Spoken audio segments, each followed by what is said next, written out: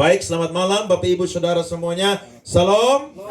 Puji Tuhan, saya senang sekali berjumpa dengan Bapak Ibu Saudara di tahun baru, khususnya di awal tahun 2026 ini.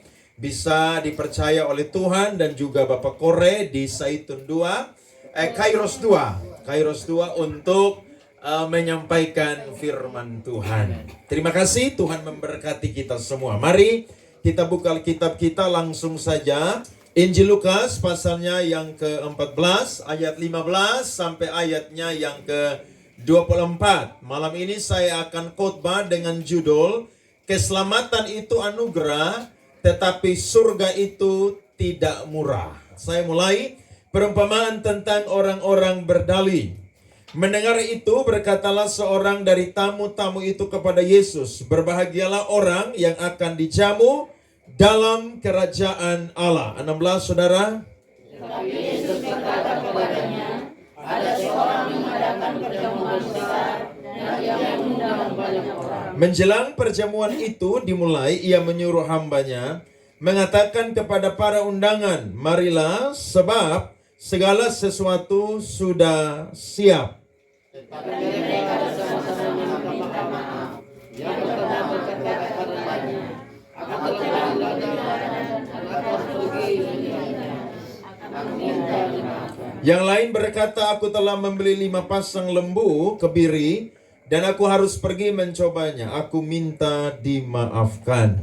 Yang lain lagi berkata, "Aku baru kawin dan karena itu aku tidak dapat datang." Maka kembalilah hamba itu dan menyampaikan semuanya itu kepada tuannya.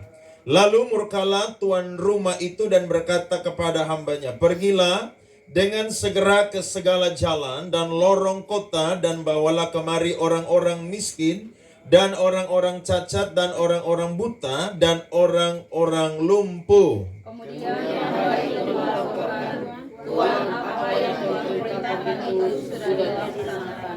Tapi meskipun demikian masih ada tempat." Lalu kata Tuhan itu kepada hambanya, "Pergilah ke semua jalan dan lintasan dan paksalah orang-orang yang ada di situ masuk, karena rumahku harus penuh." Sama-sama, 2, 3. "Sebab aku berkata kepadamu, tidak ada seorang pun dari antara orang-orang yang telah diundang itu akan menikmati jamuanku." Tepuk tangan untuk firman Tuhan yang keras, saudara-saudara. Amin. Perumpamaan ini, saudara-saudara, diangkat oleh Tuhan Yesus karena ada orang yang mengatakan bahwa berbahagialah orang yang diundang dalam pesta perjamuan tersebut. Nah, pesta yang mana, saudara-saudara? Kalau kita perhatikan di ayatnya yang ke-12 sampai ayat yang ke-14, di situ ada seorang yang mengadakan pesta dan dia mengundang keluarga, sahabat, ya, bahkan juga mengundang para tetangga-tetangga untuk hadir dalam pesta tersebut. Tetapi Yesus menasihati bahwa kalau engkau atau kalian membuat pesta perjamuan makan dan minum, maka yang kalian undang adalah orang-orang cacat, orang-orang miskin, orang-orang lumpuh, dan orang-orang buta. Nah, saudara perhatikan, orang Yahudi itu budaya mereka ketika mereka itu melakukan pesta, maka undangan itu, saudara-saudara, disampaikan oleh para hamba-hamba daripada sang tuan yang membuat pesta. Nah, ketika orang Yahudi itu membuat pesta, maka mereka akan menyampaikan tanggal, hari, bulan, tetapi orang Yahudi, saudara, mereka itu tidak menyampaikan jam pesta tersebut. Makanya kalau saudara lihat di ayatnya yang ke-12b, di situ di atas bilang, "Apabila engkau mengadakan perjamuan siang ataupun perjamuan malam." Kenapa? Karena ketika segala sesuatu sudah siap, barulah sang pemilik pesta itu akan menyuruh para hamba-hambanya untuk menyampaikan bahwa pesta sudah siap. Nah, ketika pesta ini sudah siap, saudara-saudara, maka para hamba-hamba akan diutus kembali untuk menyampaikan sekaligus, saudara-saudara, untuk menjemput, ya, orang-orang yang diundang itu untuk menghadiri pesta tersebut. Ini satu kehormatan. Kenapa? Karena orang yang diundang itu adalah orang-orang yang istimewa. Orang-orang yang dapat undangan saudara-saudara secara khusus untuk hadir.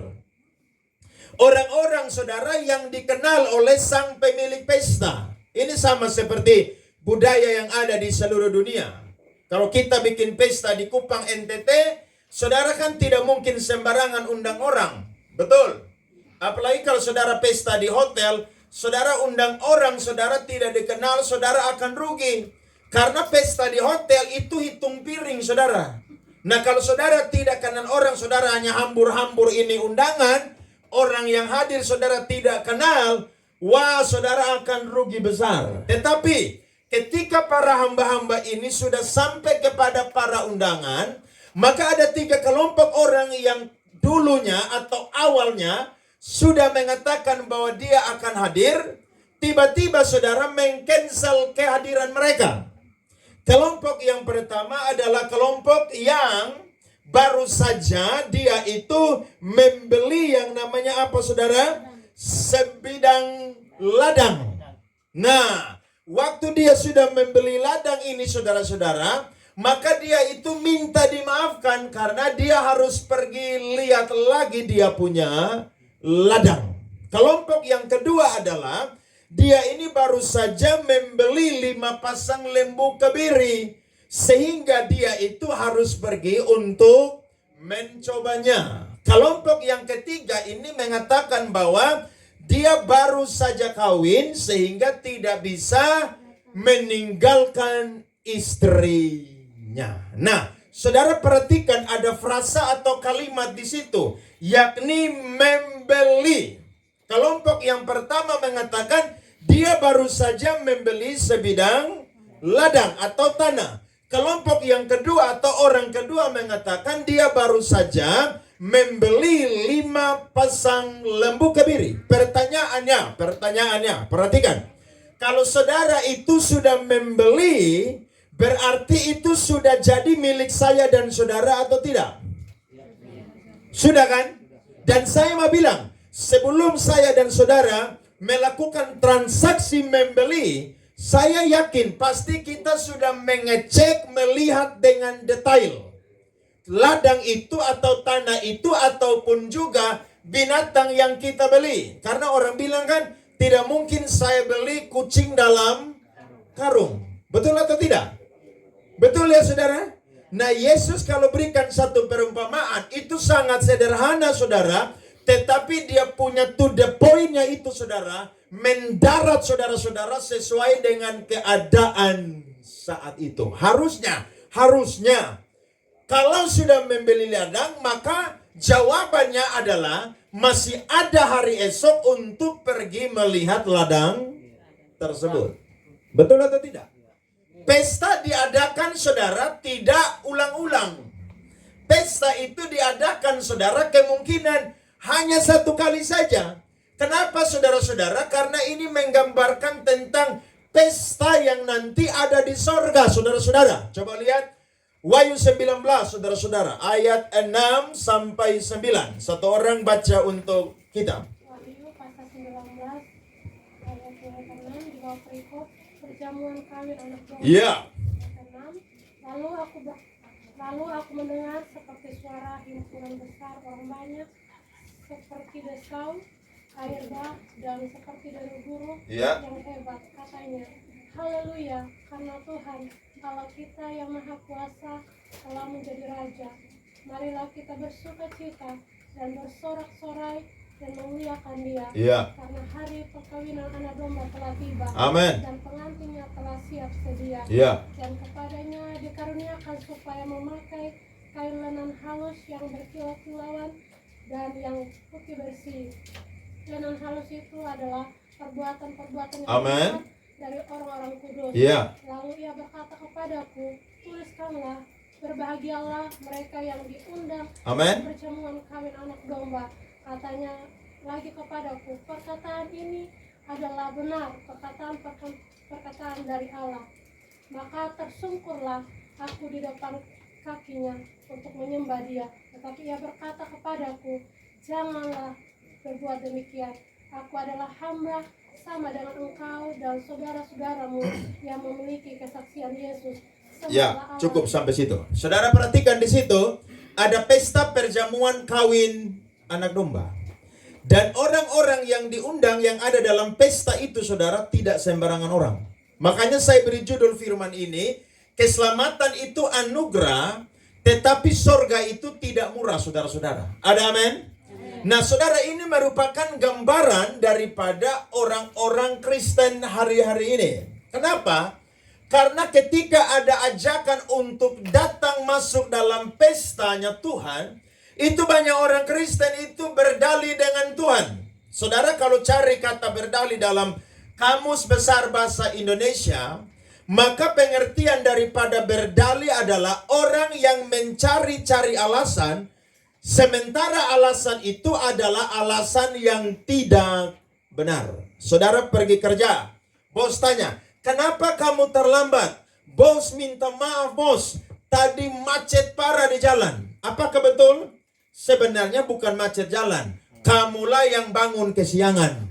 Makanya kamu itu terlambat sampai di kantor.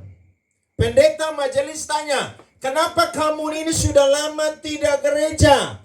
Pak Pendeta, Pak Majelis, saya ini kalau hari Minggu itu sulit sekali untuk bangun pagi-pagi.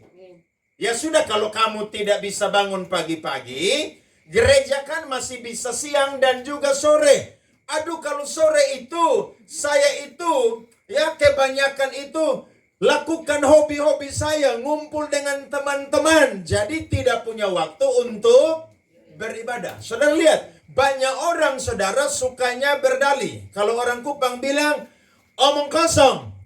Orang Sabu bilang apa saudara? Wokole. Betul? Banyak orang Kristen saudara, dia itu berdalih dengan Tuhan. Padahal saya mau berkata, zaman hari ini adalah zaman kasih karunia, saudara. Selama zaman kasih karunia Tuhan masih berikan, maka masih ada waktu dan kesempatan bagi setiap orang untuk bisa yang namanya terdaftar sebagai orang yang ikut perjamuan kawin anak domba. Karena perumpamaan ini, saudara, menuju kepada maksud Yesus adalah pesta nanti di sorga. Jadi kita ini bukan pesta di bumi ini, tapi kita akan pesta di sorga. Siapakah yang akan melakukan pesta di sorga? Adalah orang-orang yang mau masuk dalam pesta itu, yang melakukan perbuatan-perbuatan baik. Kelompok yang ketiga bilang, saya baru kawin. Nah, orang Yahudi itu punya adat istiadat, saudara. Itu dicatat dalam Ulangan 24 ayat yang kelima. Nanti saudara catat, pulang baca. Laki-laki Yahudi ketika dia menikah, maka 1 tahun penuh dia cuti dari pekerjaan. Tetapi saudara, pertemuan-pertemuan keramaian atau masyarakat, dia tidak boleh tidak hadir. Jadi harusnya dalam pesta perkawinan anak domba yang Yesus umpamakan ini, dia harusnya hadir.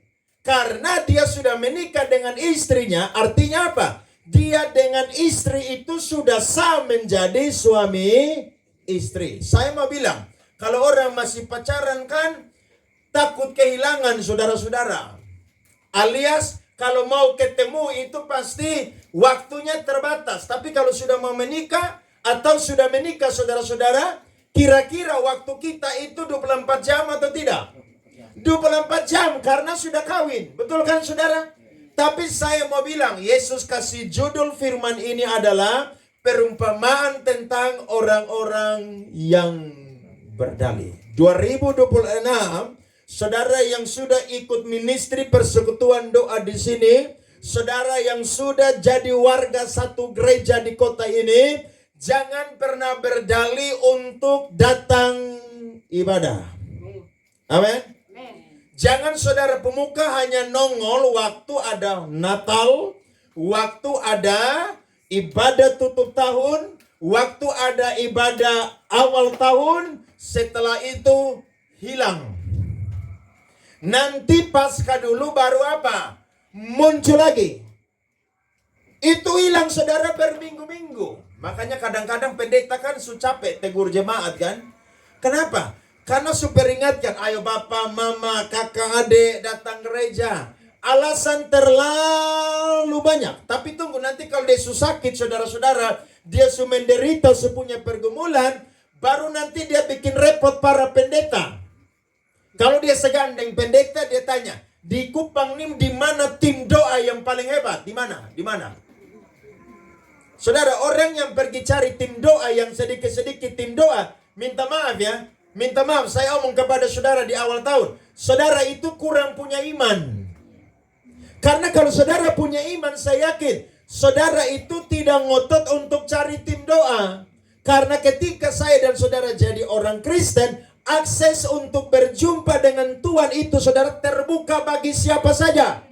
Makanya Ibrani berkata, kita bisa menghadap tata kasih karunia kapan saja. Karena ketika Yesus mati, tabir bait Allah itu sobek dari atas sampai bawah. Itu melambangkan bahwa bukan hanya para imam yang bisa berjumpa dengan Tuhan secara istimewa, tapi setiap orang yang mengaku Yesus adalah Tuhan dan Juru Selamat, dia pun juga bisa punya akses berjumpa dengan Tuhan. Nanti kalau saudara tim doa, saudara yang bodoh-bodoh, saudara yang ngau-ngau, nanti tim doa tuh putar sang saudara. Saya punya pemain musik di gereja saudara, dia mau tes PNS tahun lalu. Tiba-tiba besok mau tes, dia pergi ke dia punya mertua. Dia tidak pernah kasih tahu, tapi mertua bilang, kamu ikut tes PNS atau tidak? Saya mau ikut, nanti mau tes nih. Kamu udah pergi ke tim doa atau belum? Saya doa sendiri, bahkan saya kasih tahu saya penggembala, kasih tahu saya pendeta yang mendoakan di gereja. Mertua bilang, mari kita pergi tim doa. Sudah mama, tak usah. Mari sudah, ini tim doa, jitu apa yang dia lihat, apa yang dia ngomong, itu pasti terjadi. Nah, namanya anak mantu toh, pasti taat dengar kepada mertua. Ya sudah, mereka pergi.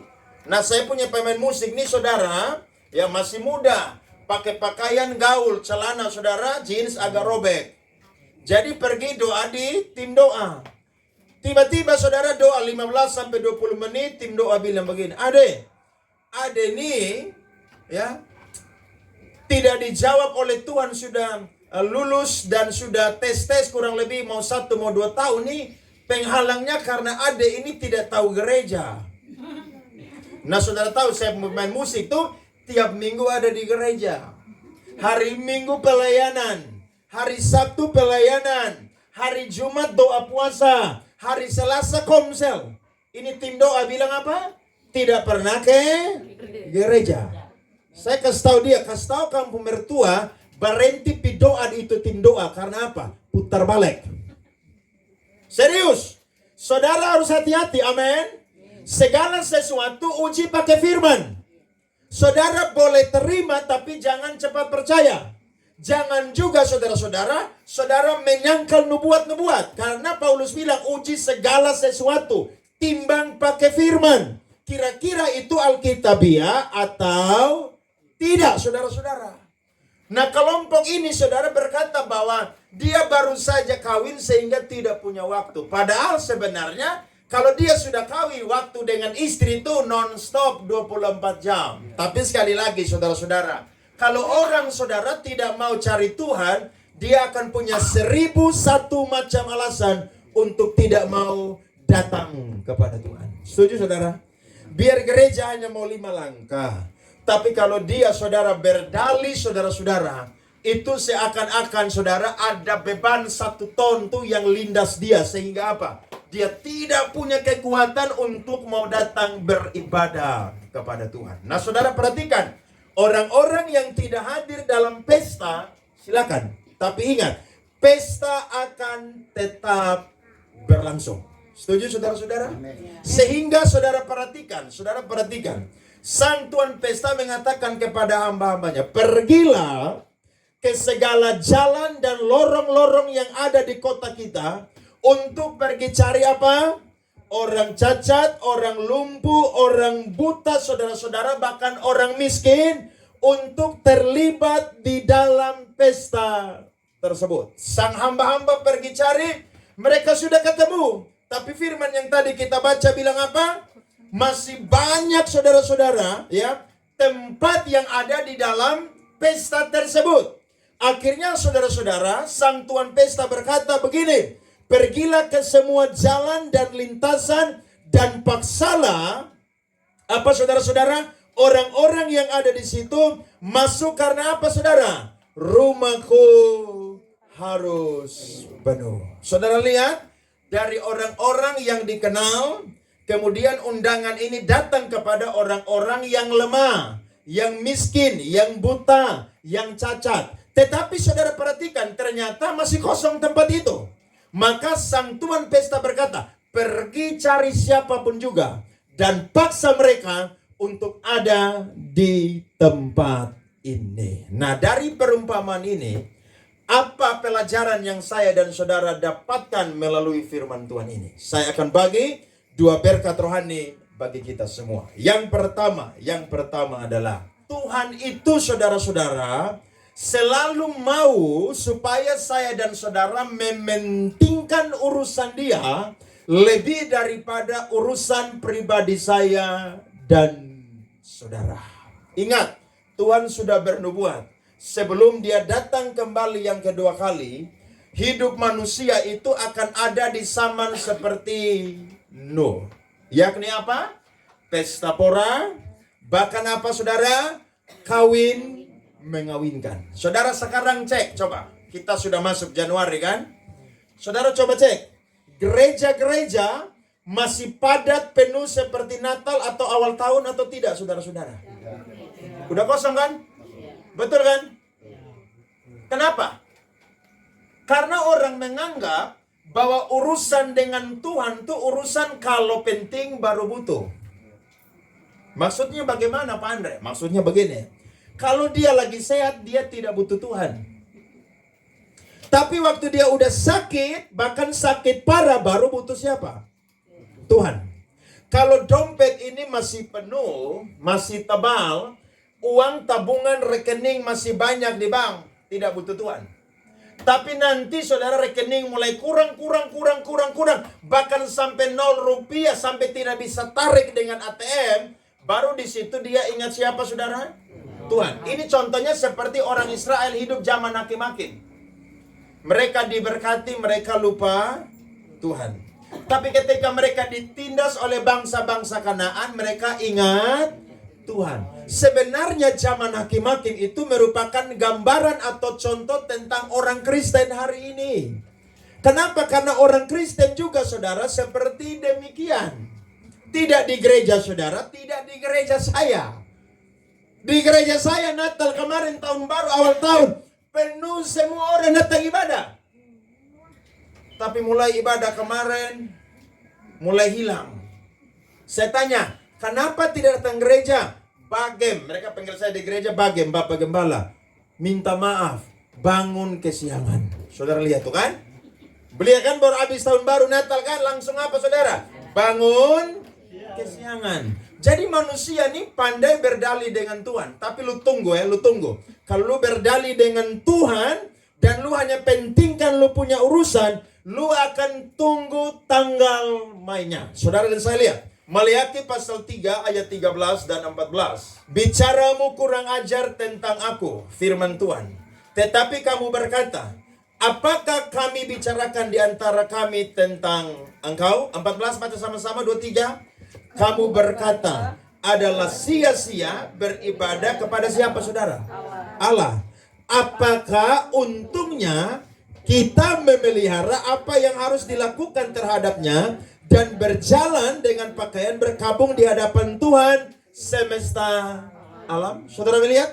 Orang-orang Israel bilang begini, apakah untungnya ketika mereka memelihara hari-hari beribadah dengan Tuhan? Betul kan? Orang Kristen model begini kan? Kerja 6 hari, tidak puas. Hari Minggu dia pakai lagi untuk apa?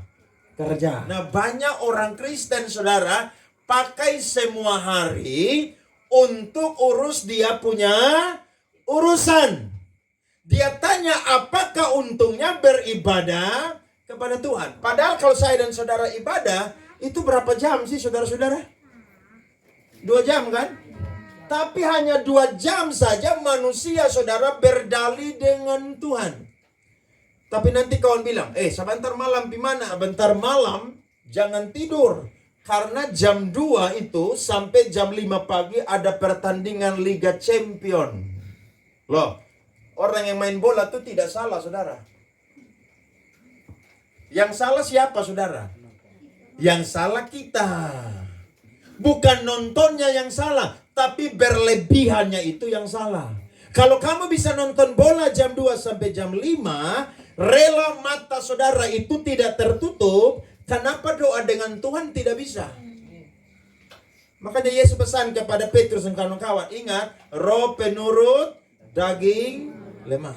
Apakah engkau tidak sanggup berjaga-jaga dengan aku 1 jam saja?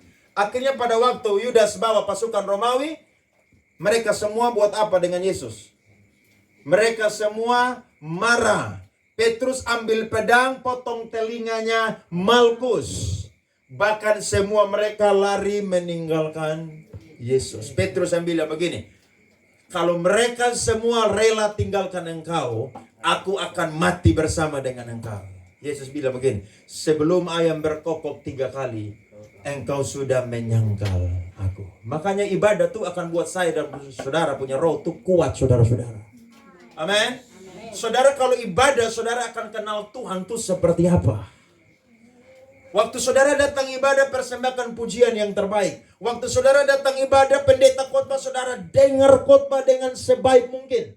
Jangan fokus dengan teman yang ada di kiri kanan. Karena ingat, berkat kita beda-beda.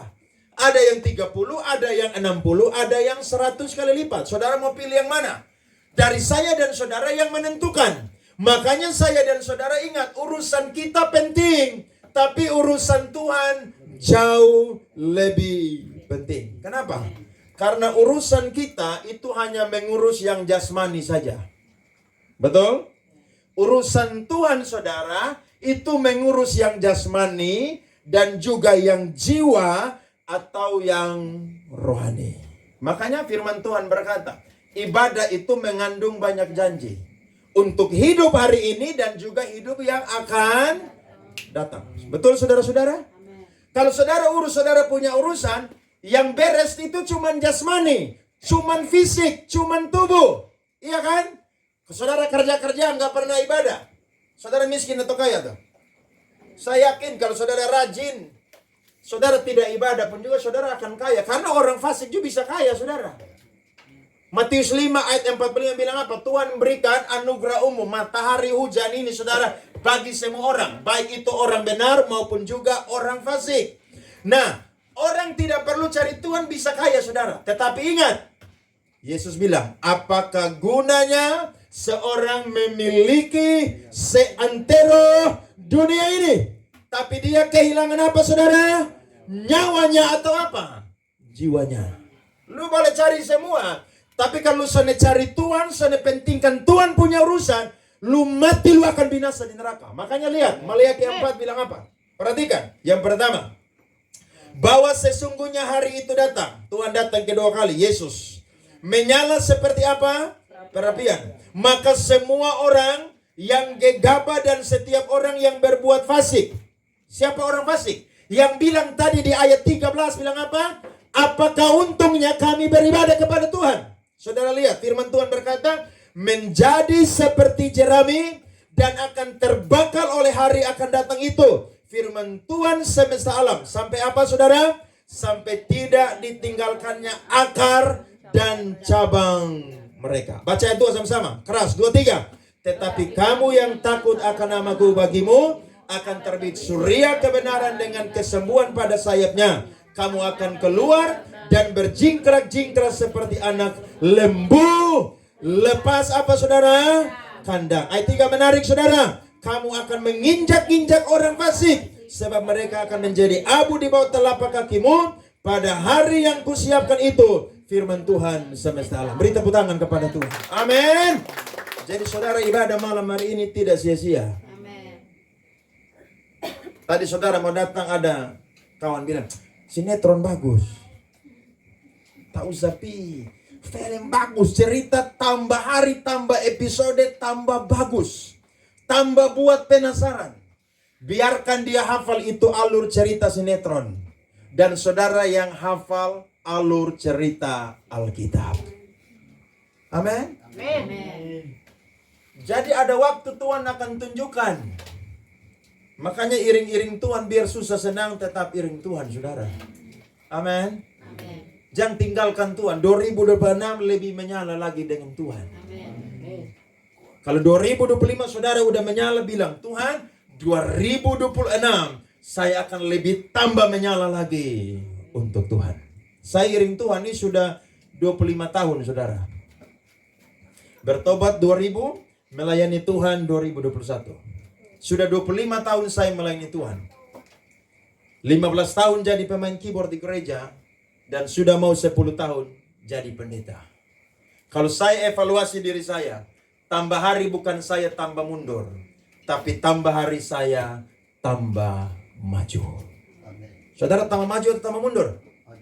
Coba lihat kiri kanan, maju atau mundur kamu? Jangan mundur, saudara. Karena hari Tuhan akan membuktikan siapa saya dan saudara. Orang fasik atau orang benar. Makanya urus Tuhan pun kepentingan dulu, saudara. Lebih daripada kepentingan kita. Iya kan? Saudara kerja 8 jam satu hari. Ibadah hanya 2 jam. Mana lebih lama? Kerja. Tapi kenapa orang lebih semangat kerja, saudara? Karena dapat uang. Kalau ibadah dapat uang atau tidak? Keluarkan uang. Iya kan? Bahkan pergi duduk pendeta ngomong 45 menit 1 jam. Dia bosan. Tapi kalau dengar bos cerewet di kantor, marah-marah dia, cuci maki dia senang. Yang penting apa? Terima gaji, perut terisi, bisa makan minum, dan apa, bisa beli pakaian, bisa punya tabungan di bank. Apakah itu penting, saudara? Penting. Tapi ingat, itu bukan yang terutama. Karena saya dan saudara biar mau gagah, mau cantik, mau ganteng, mati 100 hari, itu sudah dimakan ulat-ulat yang ada di tanah. Tapi jiwa kita kemana, saudara? Kalau orang benar, ketemu Tuhan. Kalau lu orang berdosa, orang fasik, minta maaf. Neraka tunggu lu, anteru. Itu yang saya selalu bilang di mana-mana. Makanya kalau ada kesempatan, cari Tuhan. Ya, saya suka dengan apa yang Yohanes bilang. Dunia ini sedang lenyap dengan segala yang ada di dalamnya. Perbuatan daging, keinginan mata, bahkan keangkuhan hidup. Tetapi orang yang melakukan kehendak Allah akan tetap hidup selama-lamanya. Amin, saudara, beri tepuk tangan kepada Tuhan. Makanya urus Tuhan punya urusan. Yesus aja bilang, carilah dahulu kerajaan Allah dan kebenarannya. Maka semuanya akan ditambahkannya kepadamu. Kalau saudara dengar kata akan, berarti bukan hari ini, saudara. Nanti. Itulah rumus kerajaan Allah. Jadi urus Tuhan punya urusan. Amin. Jangan ada yang tukang wokole, berdali, omong kosong. Ya. Saya peringatkan saudara. Kalau saudara tidak dengar orang tua punya nasihat, minimal malam ini saudara dengar saya khotbah sebagai pendeta. Yang sudah tua, ingat, saudara sudah menuju lubang kubur. Karena umur manusia kan 70. Kalau kuat berapa, saudara? 80. Siapa di sini mau sampai umur 200 tahun, angkat tangan. Saya berdoa sebentar ke saudara. Tapi saudara urus diri sendiri kalau sakit, ya. Kita pun hidup ini kan 70 tahun. Kalau kuat 80. Ada juga yang lebih. Ada perempuan-perempuan, saudara, kerjanya hampir tiap hari pergi ke salon saja. Iya. Apakah itu salah, saudara? Tidak. Betul. Tapi kalau kamu urus salon saja hampir tiap hari, terus dari tahun ke tahun kamu cuma hafal firman Yohanes 3 dan 16, berarti memang lu orang fasik lu. Lu hanya urus lu pun diri saat, tapi tidak belajar ini firman. Lu boleh urus lu pendiri, tapi ingat firman Tuhan juga harus diteliti, diselidiki supaya apa? Mengenal Tuhan dengan lebih jauh dan lebih dalam. Ada orang mabuk, beta mau pindah neraka, kenapa? Oh, lu mabuk nah. Lu tunggu, lu sadar, lu tahu neraka itu model apa? Lu baca itu Wahyu 19 dan 20 itu mengerikan. Lu jago-jago aja jago-jago pas mabok.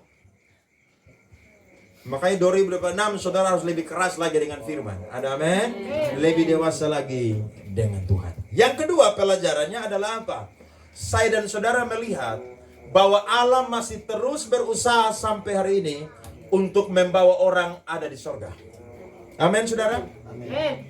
Tuhan itu saudara selalu berusaha untuk bawa orang ada di sorga. Makanya Yohanes 3:16 berkata, karena begitu besar kasih Allah akan dunia ini, sehingga ia rela mengaruniakan anaknya yang tunggal, supaya setiap orang yang percaya kepadanya tidak binasa, melainkan beroleh hidup yang apa? Kekal. Saudara lihat kata dunia di situ bicara tentang dua pengertian. Yang pertama adalah dunia yang menentang Allah. Dunia yang tidak mau percaya kepada Allah. Tapi dunia di sini yang dimaksud pun juga saudara adalah orang-orang itu saudara-saudara yang belum percaya kepada Injil. Paulus bilang kalau Injil yang kami beritakan masih tertutup juga, maka itu tertutup bagi mereka yang akan binasa. Yang pikiran mereka telah dibutakan oleh ilat zaman ini, saudara-saudara. Yang tidak bisa melihat cahaya Injil, yakni Yesus Kristus. Nah, Tuhan masih berusaha sampai hari ini untuk bawa orang ke surga. Contohnya bagaimana? Sederhana. Kita persekutuan doa malam hari ini. Ini salah satu inisiatif Allah saudara. Supaya apa? Orang dengar firman dan bertobat. Saudara pikir kita ini kumpul-kumpul ibadah model begini aja? Tidak nih. Saya yakin kalau Tuhan tidak selamatkan Bapak Kore, tidak mungkin ada persekutuan doa di sini saudara. Tapi itu merupakan inisiatif dari Allah. Supaya apa? Supaya lebih banyak orang percaya kepada Tuhan. Makanya ayatnya yang ke 24 tadi bilang apa? Rumahku harus terisi apa saudara? Penuh. Maksudnya apa? Tuhan mau neraka tuh menjadi tempat daripada iblis, nabi palsu dan antikris. Manusia Tuhan mau selamat.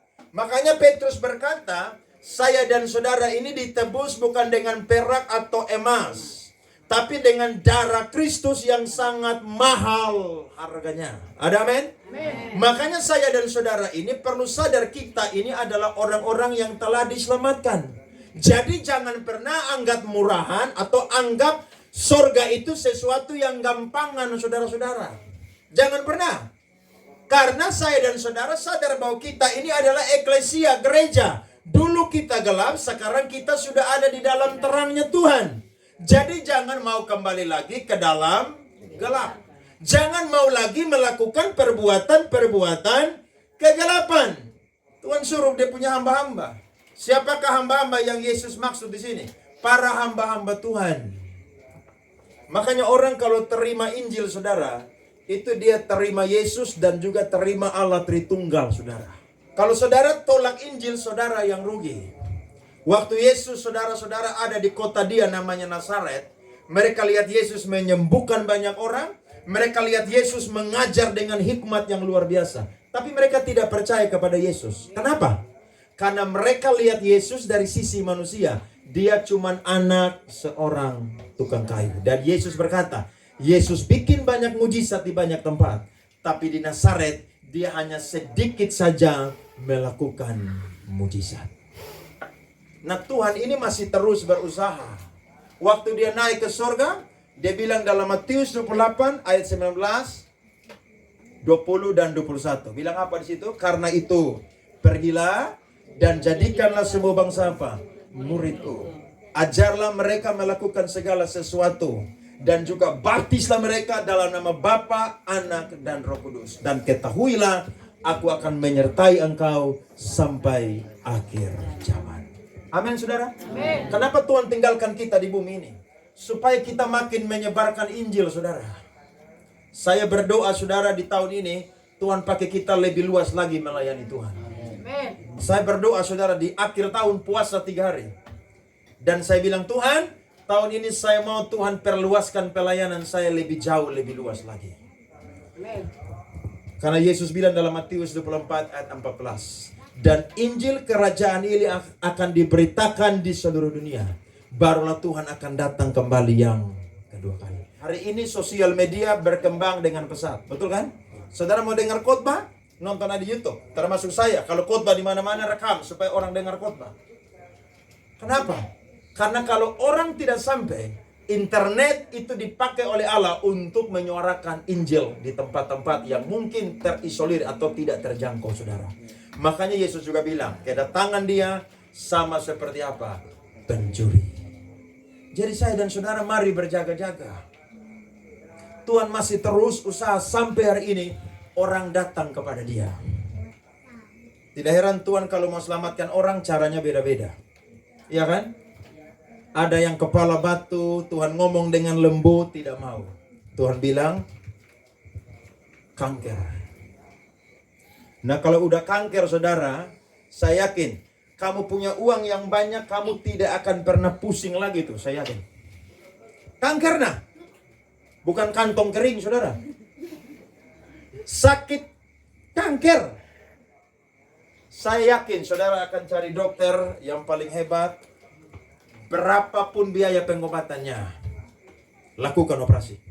Atau lakukan apa? Kemo. Ada obat herbal di mana yang paling mahal? Kasih tahu saya akan beli. Tapi saya yakin yang paling utama adalah gereja jam berapa? Persekutuan doa di situ jam berapa? Itu saudara akan lihat orang lama tapi muka baru. Kenapa? Nongol. Kanker nah. Jadi Tuhan kalau mau selamatkan orang caranya beda-beda saudara. Ada amin? Saya ini kepala batu saudara. Saya ini kepala batu. Makanya dulu tuh saya punya cita-cita mau jadi polisi, itu Tuhan tidak mau. Karena saya tuh sudah ancang-ancang kalau saya jadi polisi angkatan, itu saya dapat yang kepala batu saudara. Itu saya pukul sampai gigi rubuh semua. Betul. Itu saya injak saudara, minta maaf sampai tai keluar lah. Lu percaya beta saya? Beta akan jahat dulu, percaya saya.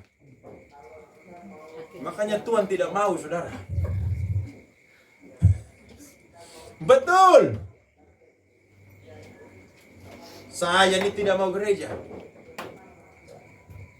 Kami ibadah di GBI Keme Kesaksian suku mana tuh. Saya pergi ibadah dengan mama. Bapak saya juga belum bertobat. Kakak saya, mama saya yang baru bertobat. Pendeta pas naik khotbah, saya lari keluar, pemalas dengan pendeta khotbah. Pendeta kalau udah khotbah saudara tahu, semua yang ada di bawah tuh dia cuci habis berisi saudara. Jadi saudara yang gampang tersinggung tuh minggu depan sudah bilang dari gereja tuh, nah saya yakin. Nah saya ini tidak mau dengar firman saudara. Makanya saya itu paling benci pendeta saudara-saudara. Tapi itulah cara Tuhan. Saya kepala batu, mau tes polisi, mau kuliah jadi hukum, saudara sarjana hukum pengacara, Tuhan cancel semua. Mau ke Jogja sekolah musik, Tuhan cancel semua. Tuhan bilang apa? Pergi ke Bandung, sekolah pendeta. Saya sakit saudara, badan setengah ini cacat saudara. Lumpuh. Tapi waktu saya bilang, oke Tuhan saya mau jadi pendeta, langsung Tuhan sembuhkan total saat itu pun juga saudara. Saya pergi kuliah di Bandung. Habis kuliah di Bandung, tidak mau jadi pendeta lagi. Saya pergi jadi anak band di Jakarta sana. Tuhan kejar saya saudara. Sampai tanda yang ke-6 saya ditabrak di jalan tol terminal Soekarno-Hatta 1A saudara-saudara. Saya ingat betul. Jalan tol Jakarta tidak pernah sepi dengan mobil. Tapi waktu saya ditabrak saat itu saudara, 1 sampai 2 menit tidak ada satu mobil pun yang lewat di jalan tol itu saudara. Itu Tuhan rencanakan karena Tuhan tahu bahwa Tuhan telah berjanji saya harus jadi hamba Tuhan saudara. Akhirnya 2 April 2015 saya menyerah di kota Surabaya. Saya bilang oke Tuhan, saya mau jadi hamba Tuhan. Saudara lihat, orang kalau keras tuh Tuhan pukul juga yang keras. Makanya saudara jangan geng-geng, jangan kepala batu. Saudara kepala batu dengan istri, dengan suami, dengan lingkungan, dengan manusia tidak apa-apa. Bahkan kepala batu dengan pendeta tidak apa-apa. Lu jangan coba-coba kepala batu dengan bapak tua di atas. Lu jangan coba-coba. Karena kalau dia geser sedikit lupa otak. Betul. Tadi saya mau transfer uang. Saya lupa PIN ATM. Padahal cuma 6 angka. Saya bilang Tuhan ini PIN berapa Tuhan? Itu ATM saudara, PIN-nya aja baru lupa. Kalau Tuhan geser kita pun saraf otak sedikit saudara. Orang Kupang bilang lu gila berat di situ, lu senu di situ. Iya kan? Makanya jeng-jeng dengan Tuhan tidak boleh. Dengar firman, buka hati, bertobat cepat. Karena kalau geng-geng dengan Tuhan Allah, ingat, lu itu ciptaan, dia itu pencipta. Tidak ada ciptaan yang bisa bantah-bantah dengan pencipta. Tidak ada, saudara-saudara. Iya kan? Yeremia 18 kan keren.